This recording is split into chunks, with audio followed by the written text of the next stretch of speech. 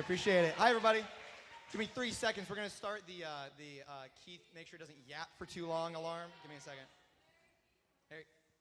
Thanks. Cool.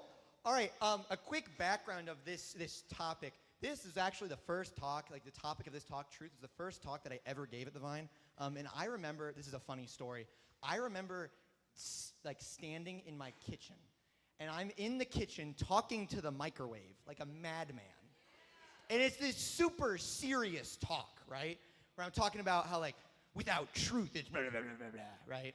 And there'll be some serious times tonight, okay? There will be. But I'm standing there with this super serious talk, talking to the microwave. And my poor mother walks in. My poor mother walks into the kitchen at like 11:30. And I'm sitting there freaking out, trying to practice this super serious talk. And I see her walking. I'm like, Mom, you have to listen to me give this talk. And my mom was probably like, oh no, I wanted a glass of water. And then she got to listen to me give the talk. And then when like midnight, 30 minutes after that happened, and she's like, sweetheart, it's going to be fine. You're going to be good. So the next day, of course, I'm super nervous at the Vine. I'm walking up here. I'm like, I'm dead. This is it. At the time, the youth minister was David. He's going to kick me off core team, and I'm going to die. And this is it. This is it. Keith dies here. I remember distinctly, I told Bailey this already, so I'm just going to expose her in front of everyone. I remember I got up here, and when I'm nervous, I crack jokes, okay? And I start cracking jokes, and apparently they were funny because Bailey's very distinct laugh is like echoing. I found it. All right. I can't even see you guys. I got lights in my face, but I can hear that. And I could hear it coming up, and I was like, oh, that makes me feel a lot better. So we'll see how this talk goes tonight. But tonight we're talking about truth. And the question here is my truth. When we put this talk on the schedule, it seems kind of odd because we talk about Jesus and we talk about the spiritual things, prayer and whatnot. And then we talk about very practical things. We talk about, inner healing and dealing with depression and that sort of thing and where you find your worth. And then this talk seems kind of out of place, right? It's a talk on truth. We're going to be getting into some very philosophical stuff tonight, okay? Yeah, it's great. And when I was thinking about this talk, when I was praying about it too, I jumped into a holy hour and I'm like, all right, Lord, tell me what you want me to do. Because I've done this one before. I've actually done this once. It was my first talk, and then we did a summer series over it, and then I gave it to both my freshmen and my sophomores at Reedy. And I was like, I feel like the Lord wants to do something different. And when I was praying about it, he wanted us to focus on this question here. And this is the question I want you guys to focus on tonight. Can someone love if they do not know the truth? Because here's the thing. All the philosophical jargon is kind of fun for me. For other people, it's super boring, the rest of the planet. But I think there's a profound and very applicable truth here, right? If there's a correlation between truth and love, then the concept of truth isn't just something that happens in the philosopher's books. Rather, it's something that happens in each and every one of our lives. And I'm going to say that the knowledge of the truth is central to love. Now, in order to talk about things, we have to know what they are. So there's 3 parts of this lovely little talk. And the first one is definitions. You can all boo in your heads silently or whatnot. Yeah, I teach students. Oh, you're there. Did you move? I'm scared. You can boo me later, but I think it's important things to know. So the first definition here is going to be truth. So what is truth? Truth is in accordance with fact or reality. So when we say something that's true, it means that it corresponds with real things around us. Does that make sense? So, for example, if I said gravity goes up, is that true or false? Who said true? You're out. All right, it's false. And the reason it's false, the reason it's not truth, is because it doesn't correspond with reality. Does that make sense? It doesn't line up with reality. An example that I gave years and years ago was whether or not I could fly. So if I went up to the top of St. Brendan's, right, and I climb up to that, it's not even a steeple, it's like a skylight. If I climb to the top of the skylight of St. Brendan's, and I look down, and I declare to the world that I am about to fly, and I jump, you know where I'm going to be? Norwich Township Cemetery, or I'm going to be at the hospital. One of those 2 places. I cannot fly, right? If I believe really hard, I get up there. It's like, I don't know, like Dumbo or something like that. And I'm like, if I believe I can fly, you know what's going to happen? Norwich Township Cemetery or Riverside Hospital. It's 2 places, all right? And it's because it's not true. if I jump, no matter how hard I believe it, it's not in accordance with reality, I can't fly. Does that make sense? Great. So reality then, this is where the thing breaks down.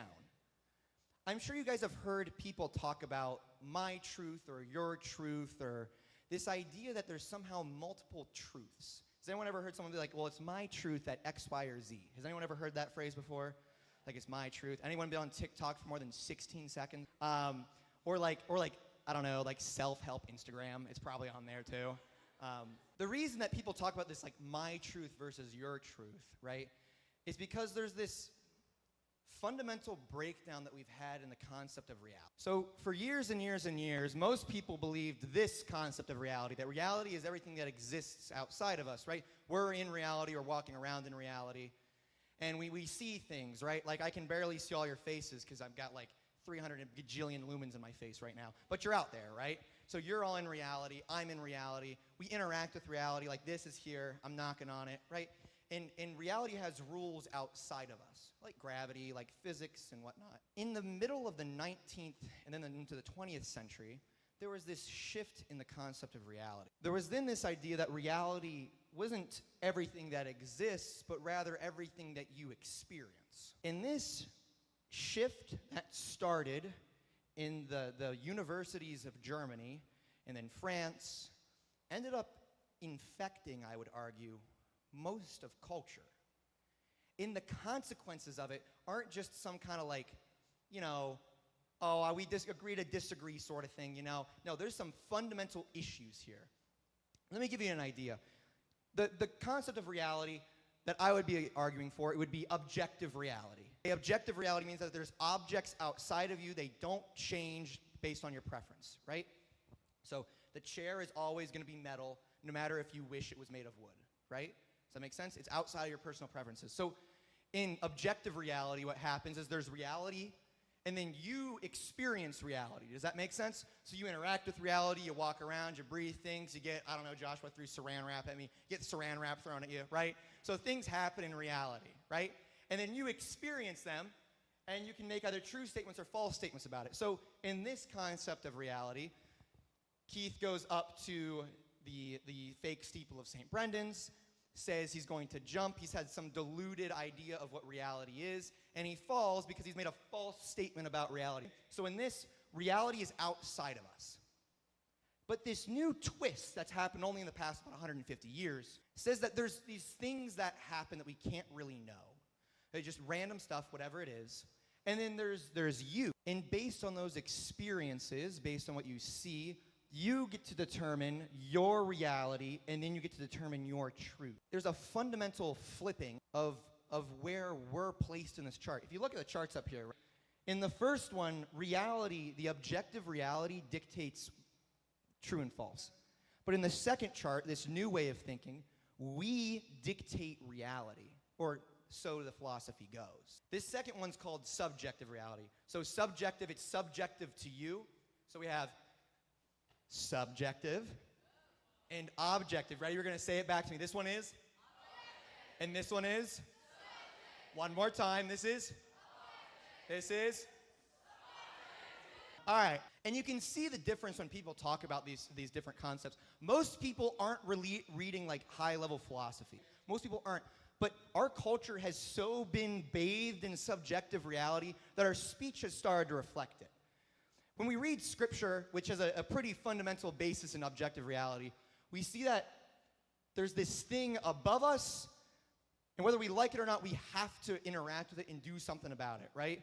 We're in a way dictated by this something, this reality above us. But in the modern world, this is just some self-help quote that I found on the internet. But it's like, step into your authentic truth because your truth will light up the world. Well, yeah, you said what I was thinking. This is popular, so we have to understand this. This kind of thought process is very popular among most people. And you'll hear things like, who are we to say what is real? All religions are true because we can't know what for sure is right. Morals are just a personal thing. Live out your truth. Because there's some people that take this idea that truth is decided by you, and they take it to everything. You'll hear these quotes from people, and without them actually, expounding on these philosophers, they have their message imbued in their speech and, more importantly, in their thought. There's different types of subjectivism. And when we have this type of subjective thinking, this subjective reality, another way of referring to that is relativism. Everything is relative to you. So in a subjective reality, everything is relative to you. Yeah, exactly. Yeah, all synonyms. All right, great. One type of relativism is religious relativism. This is probably the most popular type of relativism. This is the idea that all religions are true. Because we can't know which religion is right or which religion is wrong, well, there's no sense in even trying. It's probably a truth that's just determined by you and not something else. Question is, does that even make any sense? Because let's think about this, right? When we make claims about religion, we make claims about God, we're making pretty big claims. We're claiming that there's a being that made everything, okay? And then if we're Christians, we then claim that being who made everything showed up, became one of us, and did some things in history. Those aren't subjective claims. Those are very objective. They're either right or they're wrong. But in a quest for tolerance, what a lot of people do is they say, well, we can't know who's right, we can't know who's wrong, therefore everyone is right. And that doesn't seem to make sense. The other type of relativism that we can see is and this one's super pervasive. This would be a moral or lifestyle relativism. This is this idea that our morals, what is good and what is bad, isn't determined by anything in reality, anything objective outside of us, but is determined by ourselves. That we determine what is right and what is wrong, whether society or the individual person. And the funny thing about both of these things is they weren't conceived in ill will. People didn't come up with religious relativism and they're like, well, I just want to destroy religion. No. People didn't come up with moral relativism and they're like, I just want to destroy morals. No. These people were trying to make something more freeing. The argument went something like this. If there's an objective reality outside of us, then how can we be free? If there's always something around me that's determining what I can and can't do, am I actually free? This objective reality thing, the idea that there's something above me that decides true or false, people would say that is prideful, or they say it's unloving. How can you tell someone that my religion is true or false? How can you tell someone that my relationship or situation is true or false? That's very unloving of you. That's so prideful of you. And what most people will say that it's intolerant. And then what the culture seems to be moving closer and closer to is what we call total relativism. This idea that religion, truth, morals are totally relative. Everything is totally relative and subjective. This philosophy says, I determine the value and use of all things. Nothing can impose beliefs on me. And that brings us to the second part, the pandemic of pride. Our modern culture has this obsession with turning in on oneself. Now, all of these things that I'm about to say were slowly warped over time. But we can see how Western civilization, I would argue since around the 1500s, has started a slow but steady turning in on oneself. It started first, I would argue, philosophically with the Reformation. The Reformers had a good idea here. The church was ridiculously corrupt. The Catholic Church was super corrupt. So what Luther and Zwingli and Calvin, what they all did, instead of looking towards the outside church, they had this fundamental turning in on themselves. They were looking for the truth inside of themselves and in their own personal relationship with God instead of in addition to the church. Again, there's some issues there, but my point here is that this is where we see the flip start, right? So now religion is starting to become a personalized matter. Religion goes from something outside of me and inside of me to just inside. And this turn was slow. Eventually it comes into politics and moral thought. This is John Locke. One of the weirdest things about studying American history is our individualism. We're crazy individualistic, right? It's my liberty. The government can't trample on me. If something happens to me, I'm going to riot or sue or whatever, right? It's imbued in the American ethos. It starts with Locke. But neither Locke nor Luther denied objective reality, but they kept this turning in going. They kept turning Western civilization slowly towards the self. And it wasn't until the 1900s that this finally snapped. This is a philosopher whose name is Nietzsche. He's a German philosopher. And he reasoned that humanity needed to cast off the oppression of religion.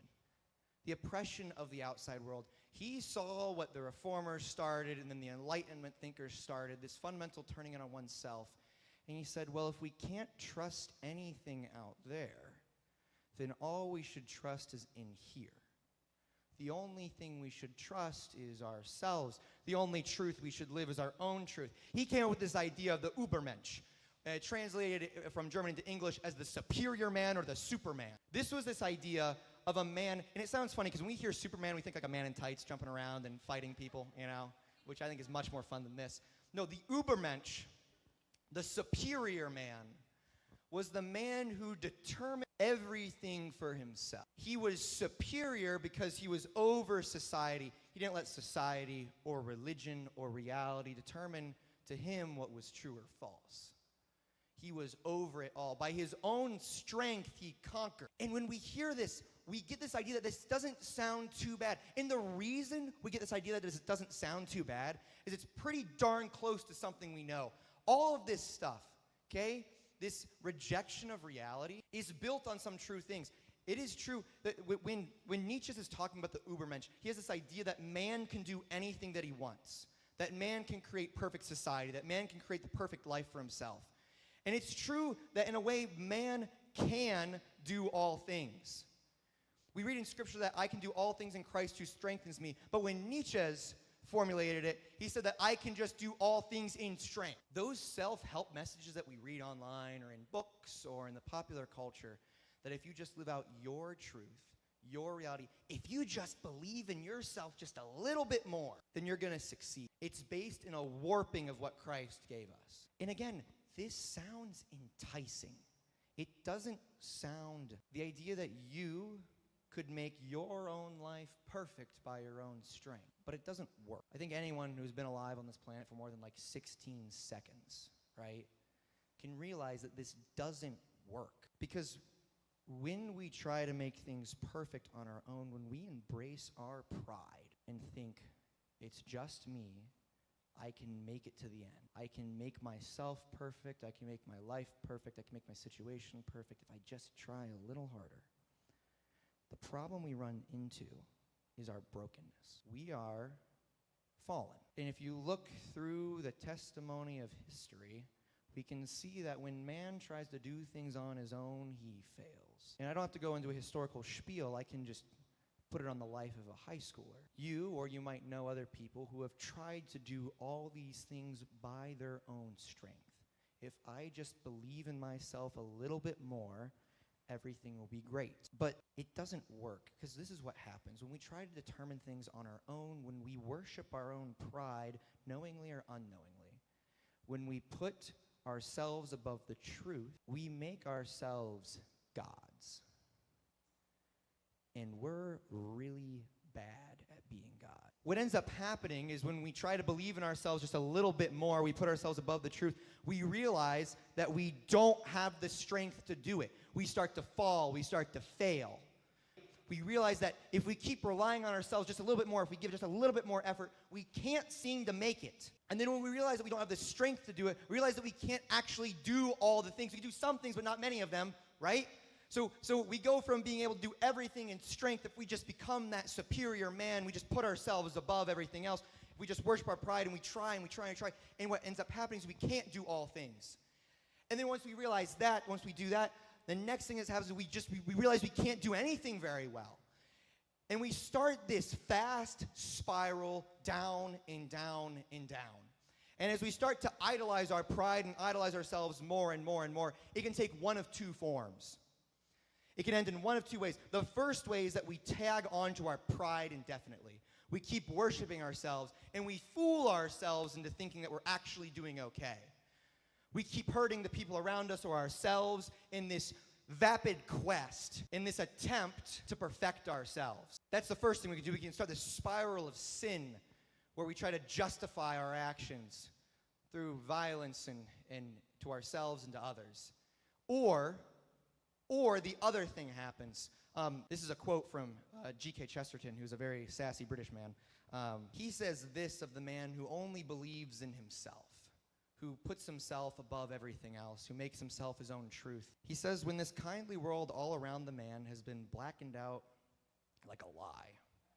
When friends fade into ghosts because they're only based on his perception and the foundations of the world fail, then when the man believing in nothing and in no man is alone as his own nightmare, then the great individualistic motto shall be written over him in avenging irony.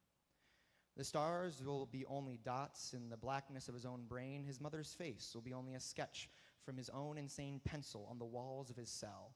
But over his cell shall be written with dreadful truth, he believes in himself.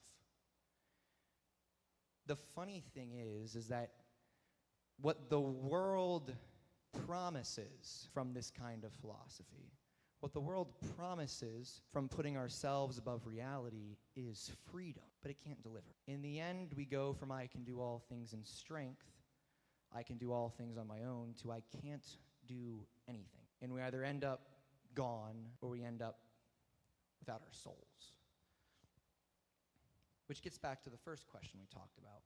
Love. Can someone who fundamentally believes this love? Love is to will or desire the good of the other as other. In other words, it's that you want good things to happen to another person without any strings attached. It's just for them. The problem is that someone that fundamentally believes this kind of philosophy, someone that believes that they're above reality, whether implicitly or explicitly, they can't love because the only good that they're pursuing is the good that they made up for themselves. There's no giving and goodness, there's just use. My talks also have another element to them. Definitions, depression. Now we're going to go to the happy part. There's a solution. I change colors when I get happy. I am an artiste. Is there another way out of this conundrum besides the darkness of depression or the delusion of continuing to hurt and harm other people around you? And I'd say yes. The solution to a pandemic of pride is humility. Humility, I decided to define because I am now the sole arbiter of all things, as I give a talk on humility, is the right ordering of oneself in relation to others and God. The right ordering of oneself in relation to others and God. What humility isn't is just every time someone compliments you, going and be like, shucks, it wasn't me. No, it's false humility. It's just dumb. What humility is recognizing where you are in reality. See, fundamentally where we are is God is here. God made everything and we're here. We're not God. The more we try to play God, the more that we try to define what our truth is or the truth of the world, the more that we try to defy reality, morals, science, whatever, right? The less free we become because we're really bad at being gods. So we have to first recognize that God is above us. We have to rightly order ourselves. We have to be humble. How do we attempt to be humble? Well, we have to check ourselves. First, you have to recognize the truth. Not your truth. Not something that's just unique to you. No.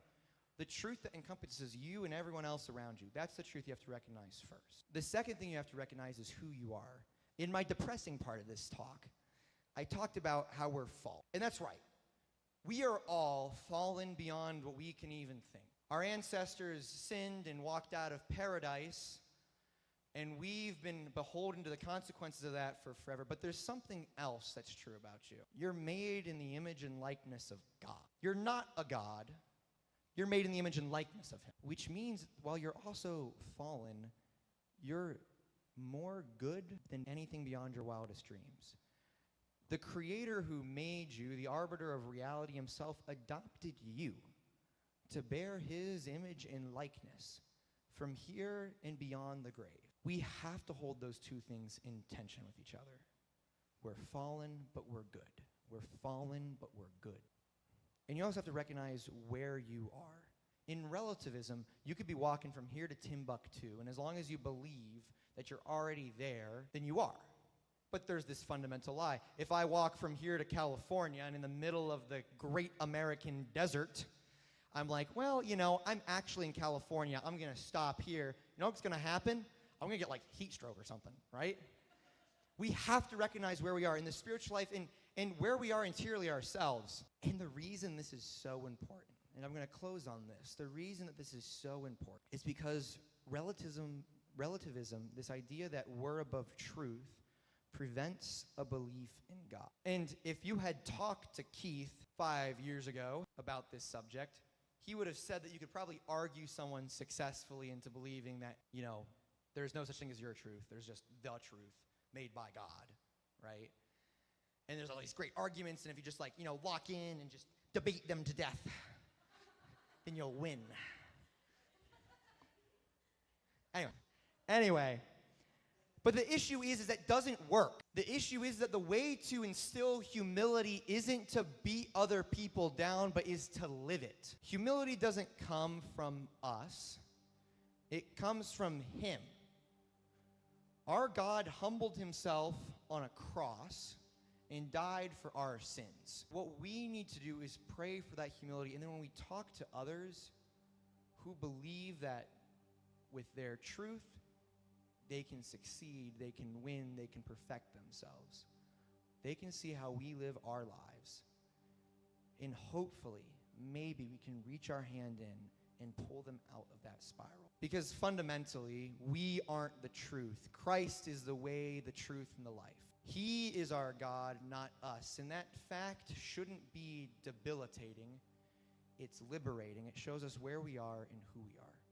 So tonight, when you're praying, when you're in adoration, I want you to ask God who you are. What is the truth, not your truth, but the truth about yourself?